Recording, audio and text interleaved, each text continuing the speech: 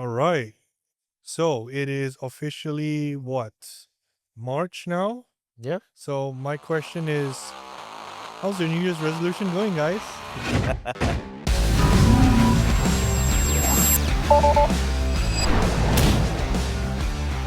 Have you guys stuck to it yet? By now, I'm pretty sure I would say let's give a number, like maybe 90% have sort of fallen off their New Year's resolution, would you say? Or is the number low or high? What do you think? I would say maybe with the current generation we are in right now, maybe a bit lower. Okay, that's I, good to I know. think I think there'll be more people who will stick to it, Mm-hmm. maybe compared to probably a few years back. Mm-hmm. I think with the current knowledge we have about importance of health and the abundance of knowledge, I'm hoping at least Mm-hmm. there is a bit more consistency in this and more people are staying on what they have committed to. Mm-hmm. More so if you've just bought yourself a big package with a gym, or you signed up for some PT. Yeah. Please do not pay and not go, guys. Yeah, that's do not give your money away. Give your money away to us. uh so today's episode is actually to talk about that particular thing, and more so than just talk about why New Year's resolution sort of fails. It's why it fails and what you can do to make sure that it does not fail. So for those of you who are watching in, listening in right now, what I'm about to uh, talk about is actually some very key systems that you can implement into your current plan, even if you set out for the year of 2026 with a huge goal in mind, but you've somehow fallen off the wagon. You can still get back on the wagon Exactly. and stay on the wagon. So, as we both know, at the beginning of the year, motivation is always at an all-time high. In fact, it feels like a superpower, right? But almost always when life happens, it just goes down. And life always happens. But why though? Because like say for instance someone is 30 years old, right? This is not your first rodeo of New Year resolution. Like, why do you think people go through this start then stop, knowing fully aware at around maybe March, April, it normally dies down. So if it happened 2-3 times for you, now why would you restart that again? Mm-hmm. Like what do you think is the idea behind people keep trying? You see, the thing is, I don't believe people don't have the effort. I believe that people have all the right intentions, all the effort, and all the motivation to want to make a better change for their life. But it's not their fault. It's the system which they designed which is faulty. They don't have the right system in place, and more than that, they don't have any system in place. They just think, go to the gym, do something. And for the most part, believe it or not, I think they all get it right. The problem is they do everything in one go. Too much too soon. Too much too soon. So what it looks like to someone who's new, and this could be you listening right now, they do too much, as in like too much training. They go to the gym 4 or 5 times a week when before this they've never gone to the gym, or they go to the gym once or twice, and that's probably classes. Or it's like their diet. I'm gonna cut off rice, no more desserts, 200 grams of protein. I'm gonna get 38 Exactly. grams of fiber every single day of my life. Which leads to the next one. Too complicated. Track everything. Remove everything. Everything that at this point, you are probably not equipped with the knowledge to know what you should even be removing. Because for all you know, you really remove sugar, you really remove salt, and you do all these things. You make things too complicated. And what's most important is that you rely on the feeling of being motivated. When you put this all together, it's a recipe for disaster. It's a reason why it's no surprise why you're just not able to stick to your resolution, right? So the purpose of this episode is to give you guys or equip you guys with not only the knowledge but the tools to be able to create a better system for you. And the solution to that is to make it stupidly repeatable, to make it so easy to repeat the process. And when you create something, the goal actually is to see how long you can actually stay doing it. Adherence, basically, right? It's to see how long you can actually stay in the game to see meaningful results, because we both know that you're not going to get results on the first week, the second week, the third week, but you have to create a system that allows you to continue doing it until you reach the 12-week mark, the 16-week mark, the 24-week mark. That's when the results that's not only when results show, but it's also when the most meaningful results show.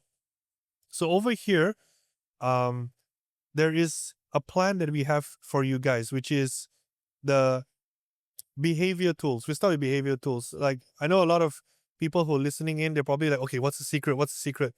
Truthfully, there is no secret, but there is ways that we can manage it. And one of them is, as I mentioned, behavior tools.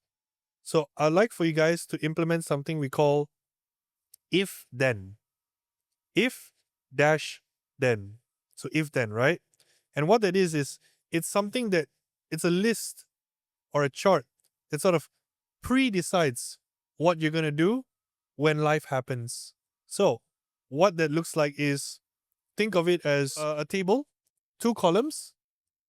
If this happens, then I will do this, which is the minimum action. So I'll give you a few examples. Under the if this happens column, I'm too busy for the gym. So if this happens, I'm too busy for the gym. Then the second column is, then I will do ... So then it becomes, if I'm too busy for the gym, then I will do 10 minutes of a home circuit plus hit my protein target.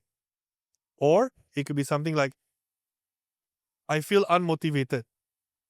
Then I'll put on my shoes and go on a 10-minute walk.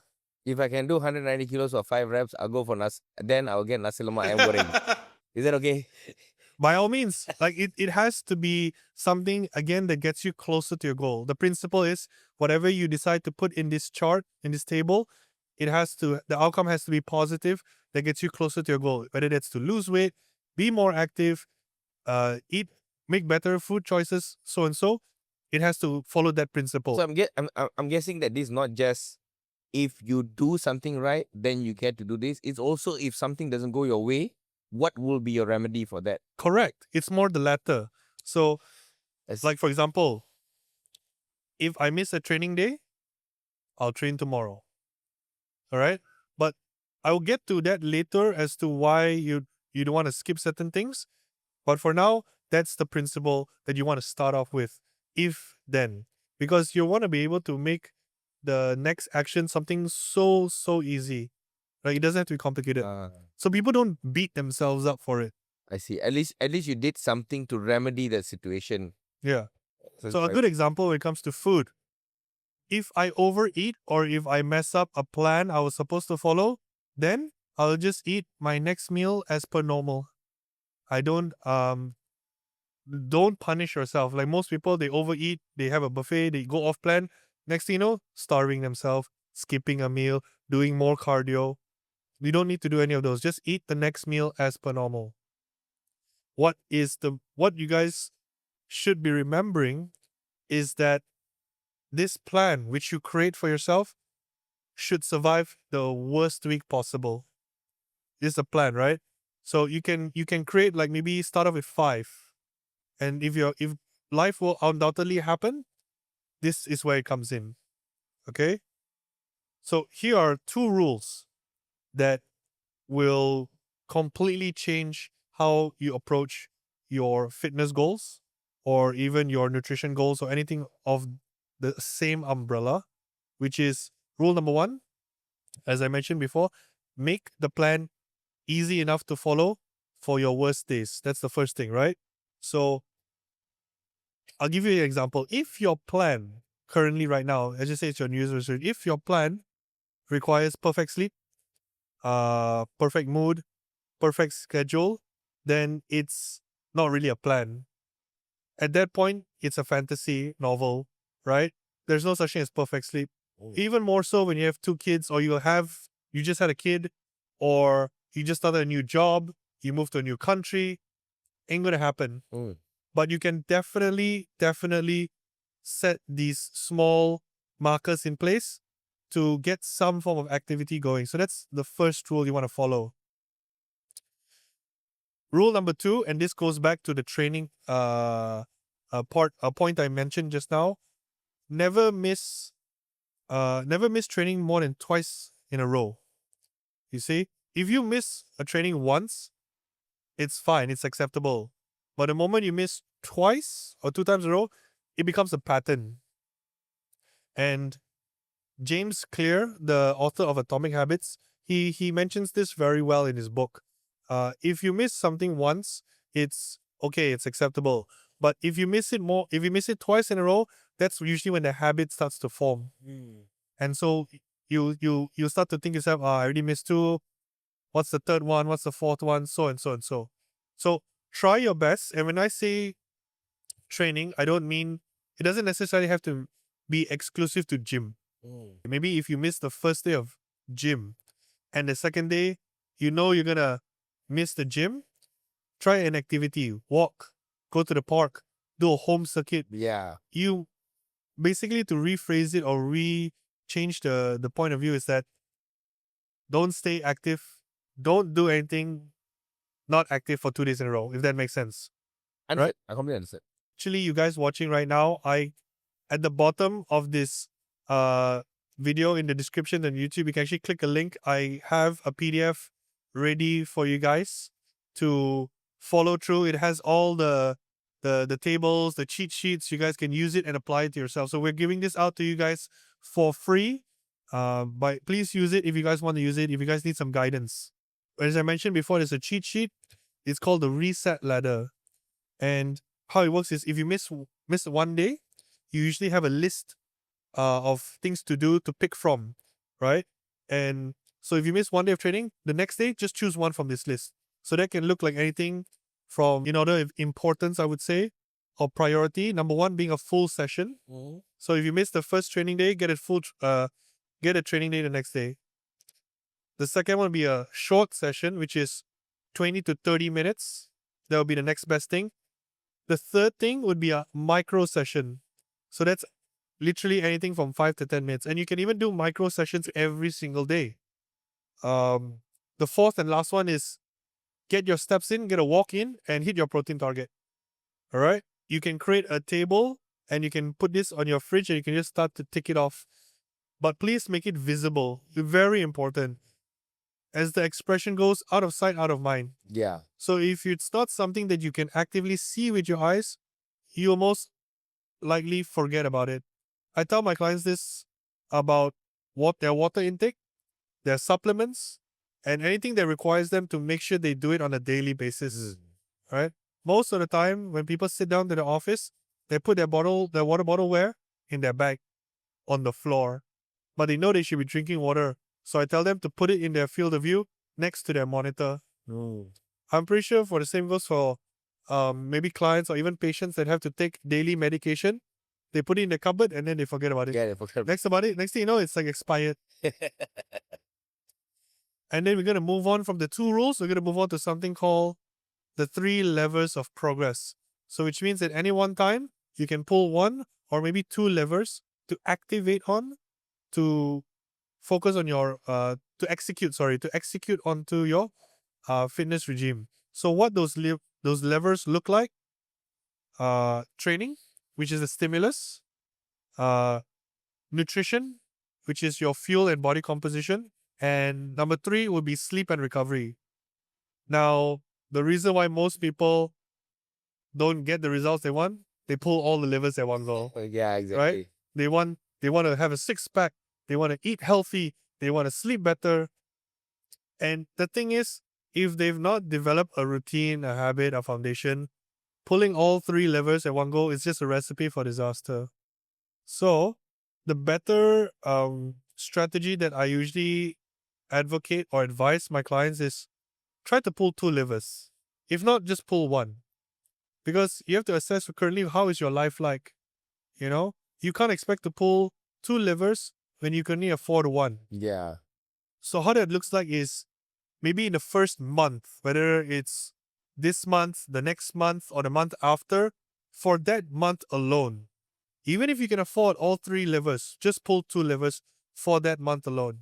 So how that looks like is a table, 3 columns, your life right now, the best tool lever to focus on, and why it works, right? So let's just give an example. Busy schedule, inconsistent gym. The most common problem people face.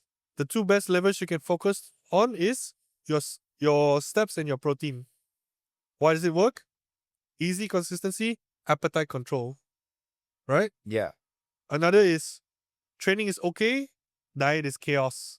So the 2 levers you pull on, training and protein. It helps with body composition relatively faster.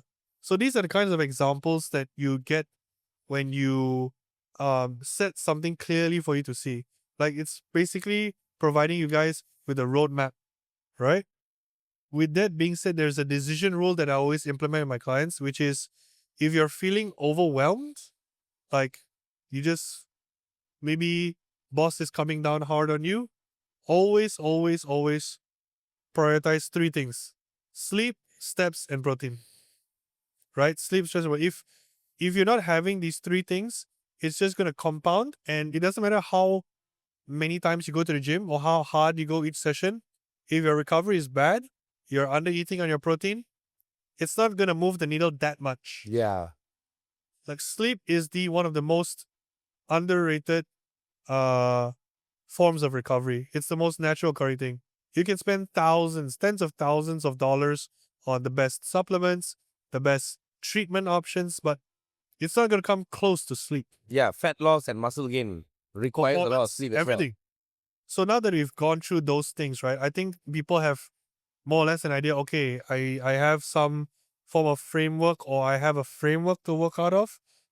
Now, what are the more tangible things, or how do I even structure my training then? If I'm someone who can commit to training at least twice a week, how does that look like?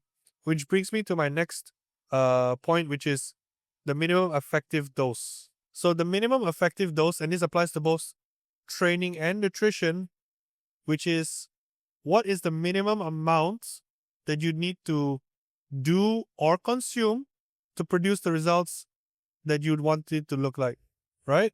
The reason why people don't see the results they want to see is not because they aim too low. They almost always aim too high. Yeah. They do too much too soon, or they take in too much more than so. Like a good example is on the spectrum, we have someone who wants to lose weight. What do? They eat too little and they do too much cardio, or they do too much training. On the opposite side of the spectrum, someone who wants to gain muscle, they eat too much inconsistently, or they do too much inconsistently, right? So there's a overlapping reasoning behind why people are not seeing the results they want to see, which is primarily inconsistency, but again, doing too much too soon. Yeah. I even have clients who say, oh, yeah, because in online coaching, you can train as frequent as you want. So they're like, okay, I want to train 4 times a week. But then you see for the next 4 weeks, they only turn up for 2 sessions, or they do only 2 days in a week. So the question will be, I ask them, can you even commit to 4? Yeah. Because from the past experience, you don't seem that you can. So why not we dial it down to 2, and when you're ready to do the 3rd one, or you have the time to do the 3rd one, then we bring it up to 3. There's no point thinking that you can meet 4 sessions when you're only going to do 2 every single week for the last 3 weeks. There must be a time constraint here that is affecting your ability to get all 4. So why not we plan to at least train 2 consistently, and then we talk about the 3rd one with that you can cross that bridge when you have the time. Yeah. Yeah. So sometimes I think you got to evaluate whether you really have the resources, the time, the mental strength to do those things. Even when it comes to diet, like some patients, I tell them, right, they're like, oh, should I cut this? Should I cut that? I'm like, let's do one thing. Yeah. Maybe let's cut down the frappuccino that you have every day to maybe twice a week. Now that you eat 7 times a week, let's try that. Just that. That will save you a whole lot of calories.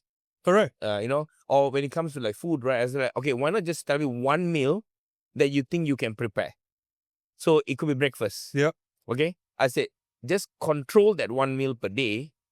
The rest you can eat sensibly. I'll teach you how to talk about eating sensibly. But just that one meal a day, cook it at home. You be in control of what goes into it. So if you can do that, that itself is a big achievement already. So I think sometimes just giving them those small targets and not letting them think that, oh, I have to meal prep for a whole week. And I'm going to do this for the next 3 months. And they'll meal prep for a week and realize that I can't do this. I can't eat the same thing every day. So that's not for everybody. So maybe giving them more approachable targets allows them to be more consistent. And then when the time comes, you dial it up. Yeah. Yeah. Okay. So yeah, exactly like that, right? You want to make it more not only adherable, but more meaningful in terms of the progression. So let's just say that someone who can only train twice a week, what does the minimum effective dose look like for someone like that? And it's quite simple in terms of training. You can do 2 full body sessions a week, and that's plentiful, right? That's plentiful. Obviously, the choice selection that you do for exercises has to be there, but the minimum effective dose will be twice. Yeah. So in terms of programming, that's how it would look like for someone who's twice a week. Now, 3 days a week. 3 days a week, we can do full body on day 1, full body on day 2, and even full body on day 3, or some level of conditioning. But it also depends on how they're split apart, right? And this is up to the person, it's quite subjective to the person and perhaps the coach as well, whether or not they want to do upper body, lower body, legs split, or full body. But generally, 3 days a week of full body is completely fine too. Yeah, it is. You maybe can bias one muscle or the other. Maybe you start with legs on one day, but you finish with chest at the end of the day. Another day you start with back, you finish with chest, but in between there's legs. It really depends on smart programming. So, and then there's option C, which is 4 days of training. 4 days of training, it can be upper lower, things like that. And that's usually how you want to sort of approach your programming. It's asking yourself, on my worst possible week, realistically, how many times can I go to the gym? Yeah. You have to be honest with yourself because that's where it starts. You can't get into the mindset of like more is better. Well, obviously, training 4 times a week as compared to training twice a week is better, but is it better for you? Can you even commit? Because if you force yourself to train 4 times a week when you only can realistically do 2, by that account, it's not better for you. It's actually worse for you. Correct. Your training or your nutrition should revolve around your life. Unless you are an athlete competing, then it's the other way around, right? Because this is your sport, this is your bread and butter, this is what you need to do to win. I don't want to get into the how to progress. You guys can read about it in the PDF download. I do want to move on to something that's also very, very important that I feel like a lot of people should be looking to include, or at least looking to make a change in, which is the protein. Protein is your simplest nutrition win, right? If there is one nutritional change that you guys can make this year, I would say that's protein, because in a country like Malaysia, we are surrounded by delicious food that the reason why it's delicious is it's high in fat, high in carbs, but almost always very low in protein. Yeah. So if there's one nutritional change I would make to at least 90% of my clientele, which is protein. The second one I would do is fiber. I feel like Fiber. that's another thing that is really sparse. If you don't actually plan to put in fiber into your diet, you could actually be hitting a very low target. Yeah. And you're talking an average male should be getting about 35 to 38 grams. I think most of us are not even getting 15. We're not even meeting 50% of that target. And if I don't intentionally try to hit that target, even I fall short sometimes. And I think like when I say hit your getting protein in, I don't mean like you hit your protein every single day. Because if you remember correctly, right, don't do too much too soon. More accurate way to say this is hit your protein target on most days. Would be a better way of saying this, right? Like what Arvin mentioned just now, the 2 things, that's the one thing that these two nutrients have in common, protein and fiber, is that it's very thermogenic in nature. What that means is that the body requires more calories to break this down. Obviously, protein being the higher one, fiber being second to it. The next question you guys are probably wondering is, how much protein should I be consuming? Right? So the general consensus is that, and this is backed by the current literature, suggests that anywhere between 1.4 to 2 grams of protein per kilogram per day is a good range to be in. Now, again, even with this quite a big range, you don't want to start with the end first. Start with 1.4. See if that's even something that you can manage. Yeah. Because while you may do this calculation on your own, you may go to ChatGPT and they do it for you. They'll say that, oh, you need about 1.7. And true enough, yeah, you may need 1.7. But the question is, can you even hit 1.4? Because a lot of people have never tracked their protein. They don't know what 1.7 grams of protein looks like in a day. So you want to start with the lowest minimum. 1.7 per kilogram. So if you're 100 kilos, it's 170 grams. Yeah, That's a lot of protein. most people don't know how much a chicken breast, how much grams of protein chicken breast has. So it's important to, I know that you're excited, I know you're motivated, but you have your whole life to implement this. Start with something that you can manage. If after 1 to 2 weeks, it's something you really feel strongly that you can manage, increase it. Mhm. In fact, after a few days, if you feel like this is easy, increase it. And then slowly hit the target. Again, there is a lot of information in this PDF. You guys can go through it. But generally, it's the range of 1.4 to 2. If you're trying to lose weight, that number can go higher. It's not uncommon for individuals to go 2.2 grams per day. So that brings us to my next one, which is the busy day backup systems for individuals who truly have very long, arduous, tiring days. They just need a simple fix in terms of like, okay, what do I do? Just make it easy for me, and you need something to follow. It's a plan where you put one table, 3 columns. The first column being time. And this is generally for people who like, I don't have time. So, okay, 3 columns. How much time we have? What is the plan? What to do? So let's start with the first one, 20 minutes. I only have 20 minutes. What's the plan? Right? Full body, 2 sets each. That can be even done at home. Some people, and they go into the gym really early in the morning. 30 minutes is all they have before they have to get showered, dressed, eat, go to work. So you have like a 20-minute regime, a 30-minute regime, and an hour regime. Even have a 10-minute regime. Yeah, it works. Like people think, is 10 minutes really enough? But if you look at it from a compounding effect, right? 10 minutes a day, 7 days a week, right? Is better than no minutes. No minutes. Exactly. You covered this in an episode, right? Yeah. About parents, busy Yeah. parents. 5 minutes. 5 minutes. 5 minutes. 5 minutes. So this is if I'm gonna make this specific to gym, if you have 20 minutes to go to the gym. Sorry, if you have 20 minutes in the gym, excluding the driving, whatever, 20 minutes in gym, full body, 2 sets each. You can choose a squat plus hinge plus push plus pull plus core. So that's quite literally one exercise, 2 sets, short rest time, you're done. Yeah, last time in my gym, right, when I was working in California Fitness, they had this thing called the express leg. Yeah. So they kind of put the machines in a line, in order. All you have to do is just do this, then go to the next one. That's Cover the whole body. That's really damn smart. Yeah. They should actually do something like that. An Yeah. express lane. So the next one is 10 minutes. You only have 10 minutes to do a workout. What's your plan? 5 rounds. 5 rounds, 10 squats, 10 push-ups, 10 rows, 30 seconds plank. Obviously, it's just an example, but 5 rounds of specific movements that can be intense depending on the weight or the technique or the movement, and then just do 5 rounds. Will your gym that you're building right now, will it have clients that come in on their own, or must be with PTs? Unfortunately, it must be with PTs. Okay. It must be with PTs.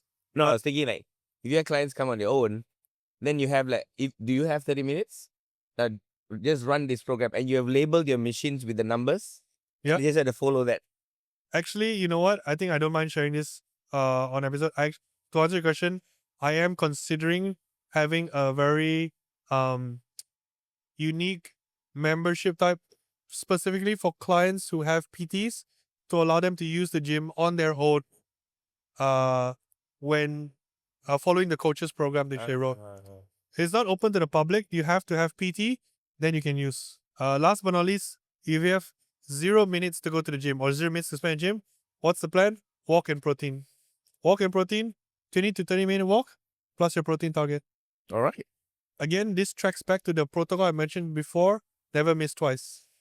It should be somewhat hard-coded in you to remember this, never miss twice. Never miss twice. Today I was sick, right? Yeah, So if I didn't work out or I missed out one, never miss twice. exactly.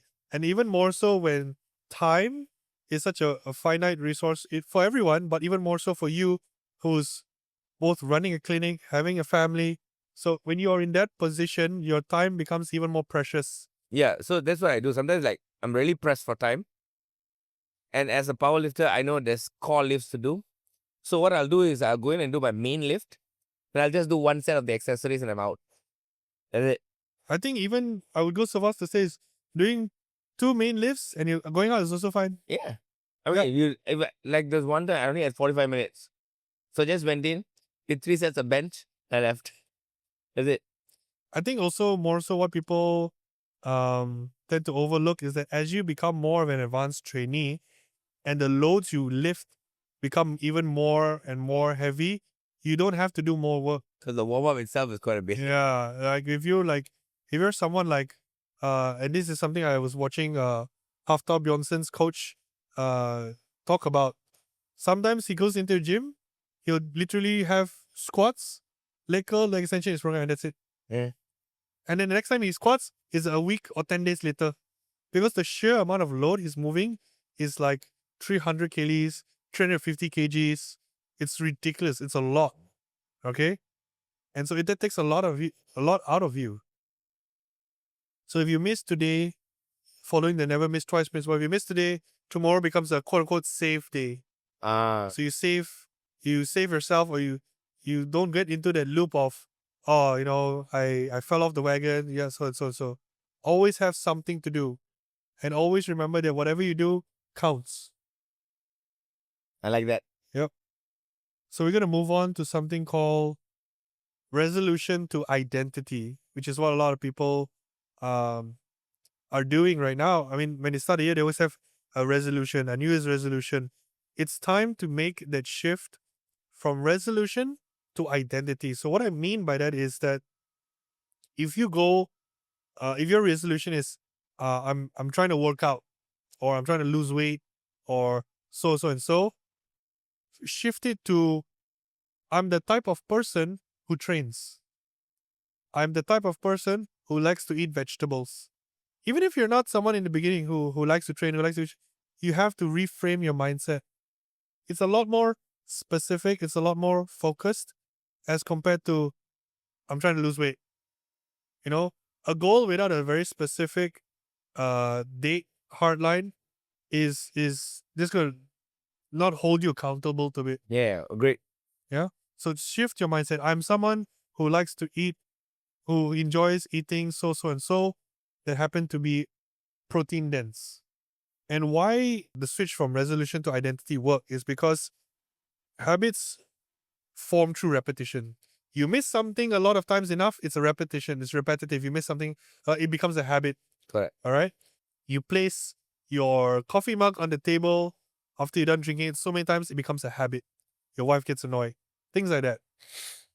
When you combine this with context cues, basically what happens is you combine the repetitiveness of the action you're doing becomes a habit plus the context cues.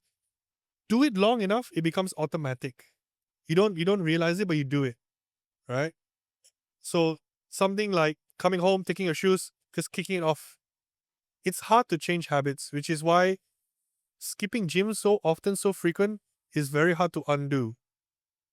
But making that shift from resolution to identity with a little bit of help goes such a long way. And what I mean by that is, if you set a target, say for example, this is a very good thing, I'll do it tomorrow. Something's on the line, I'll do it tomorrow. And eventually you just keep procrastinating, tomorrow becomes the next day, becomes the next day. Tomorrow never comes. Tomorrow never comes. So when you switch, and you can write this down on a piece of paper, I am the type of person who ... And below that is my daily ritual that proves it is what ... You spend 2 minutes writing it. What is something that you do for 2 minutes that proves it?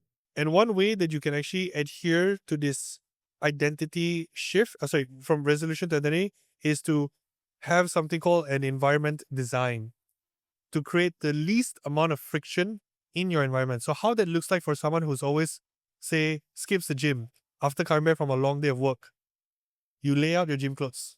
Before you leave to work, lay out your gym clothes. Put the protein option that you want invisible, which is in the fridge, it's in front of you, or your protein tub on the counter, whatever that is. Shoes by the door. Especially when you're lazy, like, oh, I don't want to go out, but your shoes are already out there. You just really need to make one step at a time. Put your shoes on, then decide if you want to go to the gym or not.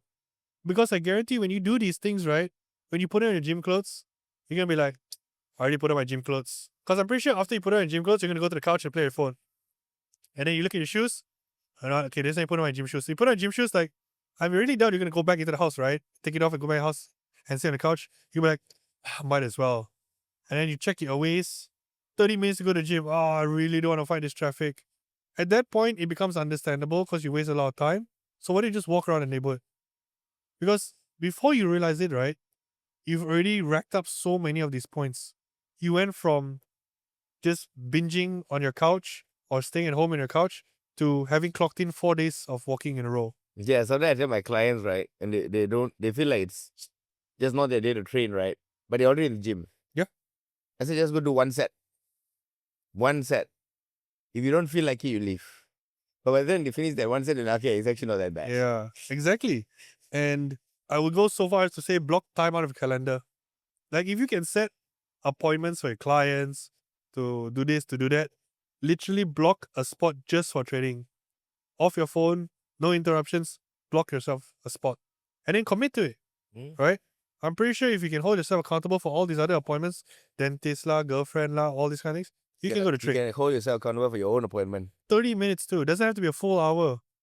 30 minutes. I like talking about it now, I really miss the times when I was like in my like my 20s, right? Where I go to the gym for just 3 hours. I really like miss those days. And no other commitments, right? No other commitments. I wasn't have a girlfriend, no job, no business. I mean, I had a job, but no business to run. It's pure bliss.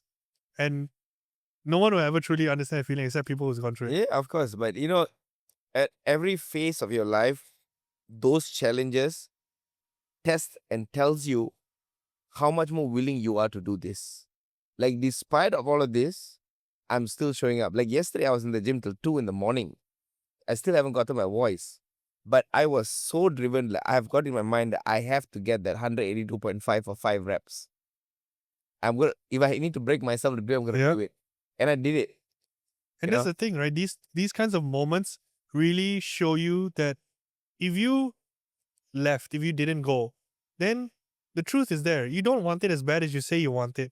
Because if you wanted it as much as you say you want it, you'd be in the gym 2 a.m. doing it. Correct. Right? So, like, something you're telling is that, like, don't be a bitch. Get it done. You wanted to get it. You tell everybody else to get it done. If you don't get it done, and nobody's looking, nobody will know that I didn't get it done. No one's at the gym at 2 a.m. But I will know that I didn't get it done. And it says a lot about your character as a person. You advise everybody else, but when it's your turn to show up and you don't do it, it's not fair. So sometimes I think that itself, like, motivate is one thing, but the discipline to get it done. And once you get it done, you're like, okay, it was not that bad. And I'm happy that I saw that through. Yeah. And yeah, I was satisfied at the end of the day. I think that's one thing that, going off on a tangent a little bit, I think that's one thing that people don't really see training does for you. It's not the makes you stronger. It makes you stronger. It's not the vain thing like, oh, he's just going to training to look better so he can boost his ego. Maybe in the beginning it can be, but if you stay with it long enough, you acquire characteristics, traits, values that carry onto your life, your personal life, and your business life, like, in such a profound way. Like the ability to grind. It really helps you with the mental. Yeah, like your ability to, like, endure is like next level. Yeah. Like I honestly think with all the things I'm going through now with my renovation, my personal everything, I'm like, to me, I'm just like I know for a fact that some of these things would break certain people, but the fact that I'm just like I'm going because I become the person that shows up when I say I'll do something, I'll do something. And so that's such a cool thing to have personally, if you ask me, because I know for a fact that not many people can do what I'm doing or can do what you're doing. But you got to start somewhere, right? You gotta start somewhere. Yeah. You got to start by not quitting on yourself. And it could be the smallest thing. And like what you said, if you can get yourself to win a little bit every single time, and you start trusting in yourself, eventually you start building the resilience. I mean, all of us had to start somewhere. Correct. We didn't become like this. Yeah, I didn't come out of my mom's womb like Yeah. Yeah. muscular. Yeah. So we all had to endure those periods where I feel I don't want to go lah, or I don't want to cook lah today. There were all those periods. I could just go and get some roti canai. Like it'd be much easier. But But the thing is, it doesn't stop there. yeah, People look at us and we say, "Oh, these guys." Of course, it's easy for them to say they're already there. yeah, It actually, to be honest, it doesn't change. Yeah, sorry. If we still go through the same thing that you guys are going through, I believe it's just at a much different level. Like we obviously, like if I were to ask you, would you rather be like stuck in traffic or maybe say doing something or spending time with your family? Of course, everyone's gonna say, I want to spend time with my kids. But rather than spend like 9 hours in the clinic, but we need to do it because we have responsibilities. yeah. So it doesn't change. Like you have it difficult starting. We just have it difficult like because we have a much more maybe say higher threshold. Yeah, I mean, I think another thing that is different is once, especially when you're a higher level athlete or you have trained for X amount of years, you have to also understand we lift heavy amount of weights, and it is not so simple as you do one warm up set and you can move on to your next working set and you're done in 3 sets later. Like for us to get down to that 3 working sets it's a constant mental game, because as the warm ups are going up, the weights are getting heavier and heavier. We are feeling it on our body a lot more. And then what starts off as just, a light warm up becomes very much mental. You got to stay in the set during the time so that the weight doesn't crush you. Like when you're bench pressing 150, 160 kilos, right? They look at it like, oh, he's doing it quite fast. I mean, it looks like it's quite simple, but you only know how much of pressure that's going through your hands, and you got to do it again in a while. And there's a lot of mental game to just bring yourself to do that. And it doesn't get easier because you're getting stronger as well. And when you're getting stronger, it gets a little harder every single time. And for people like us, we're not going to go back to benching 60 kilos. Yeah. Or I'm not going to go back to like squatting 80 kilos. I'm going to squat 180, 190, 200 kilos. And that's going to happen week on week. Yeah. And as you get stronger, you can't go back to a smaller number. You can't go back to 160. You got to go up that way. And even if you do go back to a small number, your smaller number is still a lot. Yeah. And you're probably like, I did 5 reps last time. I'm going to try to get 6 this time. Mm-hmm. So the challenge never stops. It's just that once you have done this long enough, you have the discipline to see it through. And I think that's where you should get at some point. But again, you got to start somewhere. Yeah. So when you guys are creating your program, you also need to be able to audit the effectiveness of that program. So how that looks like is a weekly review and adjustment. Like anything, you want to know if something is actually working, right? You can't just blindly do something and not have some form or way to check whether or not it's actually paying off. So the feedback loop you want to instill is, first of all, if you have a plan, create a plan, right? Create a plan, and it doesn't have to be a perfect plan. This is very important to put it out there. People often, I want to say, fail or fall to it because they aim for the perfectness. They say that, I need to create a perfect plan. And as I mentioned very early on in the episode, there is no such thing as a perfect plan, because the perfect plan does not. Having a perfect plan is like saying you have a perfect life. And if you have a perfect life, good for It doesn't you. exist. Good for you. I don't think anyone will be able to have a perfect life or everything laid out for them just nice and going all the way your way. Maybe there is. Maybe there is that 1% in the world who do have a perfect life. Everything is laid out for them. But create a plan, execute on the plan you created yourself, and then review it. How did the plan work out for you? Was it indeed a perfect plan, or did everything just go to shit? Mm. That's when that's when the magic happens, because once you see what worked and what didn't work, you adjust. And lo and behold, you repeat that until you get something that does work. So it could look like something like your plan starts with going to the gym 4 days a week, eating X amount of protein, doing this, doing this, and then you have a review. 3 of the 20 items you listed only worked. The rest all failed. And it's not you don't have anything to be ashamed about or embarrassed about. You you should take pride in knowing that you took your first step into wanting to make better change, and you did it in such a structured approach, a smarter approach. So just keep rinsing and repeat, and eventually you will get to a plan that works for you. So one of the questions that you can ask yourself in this process, this audit process, is, and it takes 5 minutes, by the way, your wins. So what worked this week? Be honest, what really worked? Misses, what got in the way? No, this is usually where What got in the way? The missus. the misses, what got in the way? This is usually where people, I just got that. I just got that. That was They get the pun. the missus got in the way. Don't write that down and make sure she doesn't see that. But this is where people tend to lie to themselves a lot. They play the blame game way too often. Mm. Oh la, my boss la this la, that la, traffic la, oh, this happened. And so they don't hold themselves accountable to Yeah, anything. yeah. Because what's more painful than admitting that it was your fault is seeing it written down that it's your fault.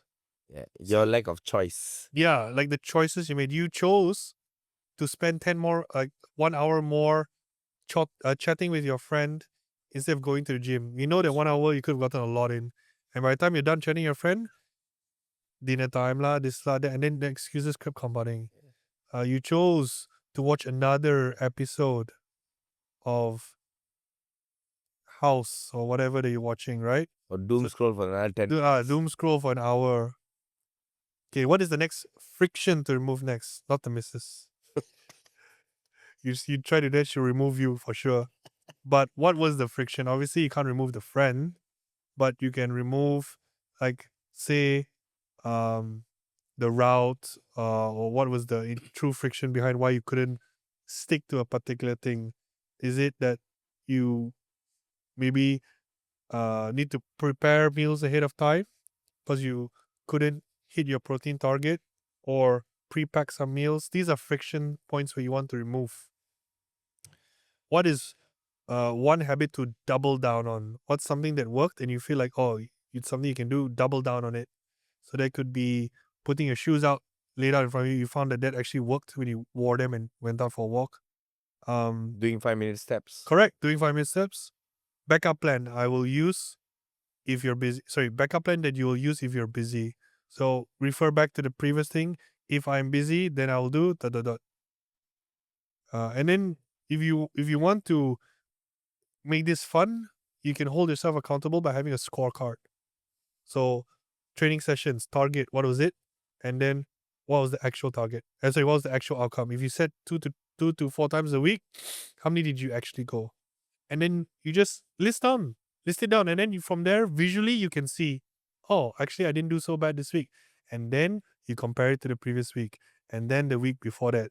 And after you've gotten at least 4 weeks of data, zoom out and see, am I going up? And from there you'll be like, oh wow, you know what? When I look at it from a day-to-day basis, I feel like I'm not making progress. But when I zoom out week to week, it's actually not too bad. Not too bad. Yeah. And you just need to repeat this process. You are quite literally creating the framework of how to make fitness easy for you. To close off, you guys can start right now with something called a 7-day commitment and close. It's basically a plan that will help you guys with your fitness goals moving forward. So how that looks like is, you obviously write it down. Training days plus time. How many days first? 1, 2, 3. What those days are, what those times are. Your non-negotiable habit, just pick one. Just one. Don't start with too many too soon. So that could be protein target, step goals. Maybe if you're currently averaging 4,000 steps a day, that could be 5,000 steps a day. Your sleep routine, no phone 30 minutes before you go to bed, training consistency. These are the non-negotiable habits you want listed down, and pick one. Obviously, the next thing is your busy day backup plan. Pick one. So what is it? If you're busy, what's your plan? What's your backup? 20 minutes workout, 10 minutes workout. What is it?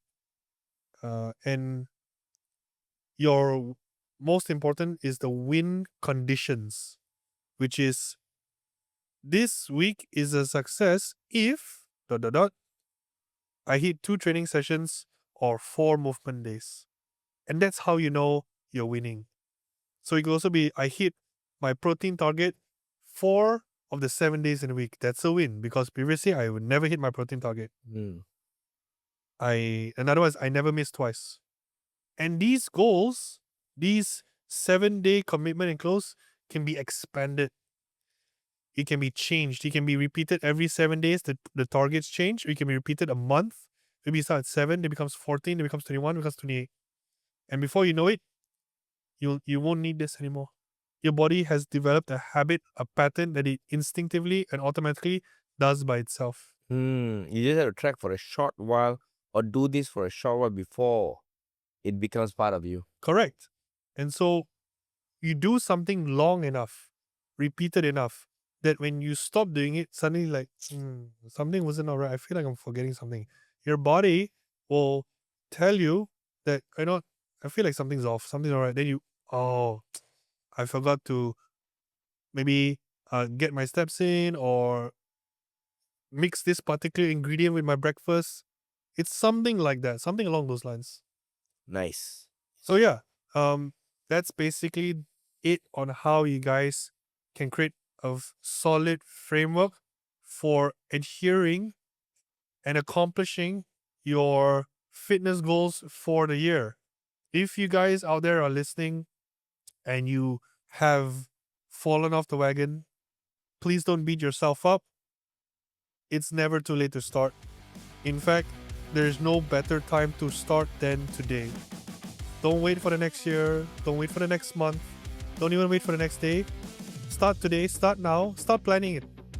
You could be watching this episode at 10 p.m. or 7 a.m. or in the car in traffic. But go home. Write down.